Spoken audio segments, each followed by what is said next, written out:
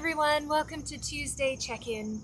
So this past Sunday we considered a parable from the Gospel of Luke, the one about the rich man and Lazarus, and it prompted us to think about ways in which we might be erecting gates or walls around our hearts in response to people in need who are around us.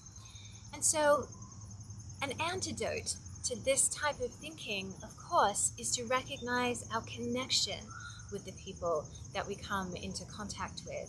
And we use the words of an American monk, Thomas Merton, who said we need to recover our original unity, that to focus on recovering a sense of unity, one that already has and always existed with the people around us, that should be the direction of our thinking. And so to continue that line of thinking, I turn to another monk, Thich That Hahn, and his meditation from the book, Peace is Every Step, entitled Not To. So I invite you to just take a deep breath, settle in whatever space you're in, and focus on the wisdom here. When we want to understand something, we cannot just stand outside and observe it. We have to enter deeply into it and be one with it in order to really understand.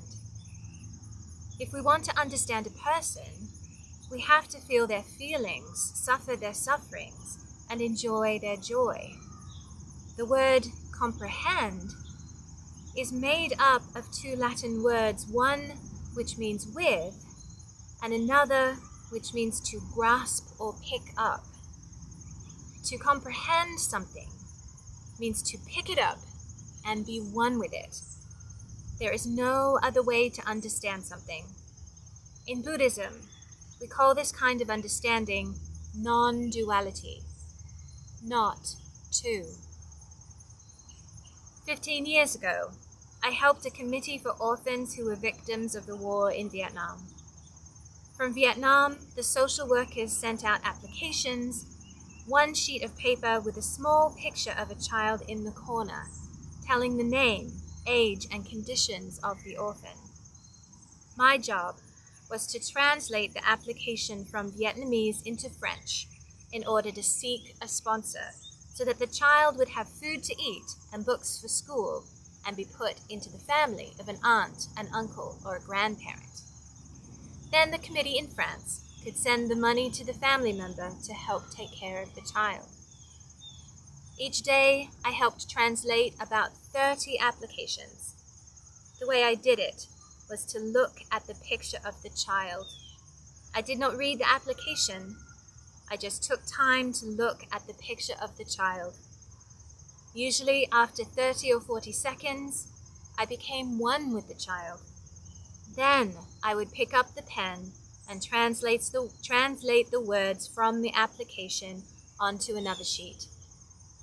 Afterwards, I realized that it was not me who had translated the application.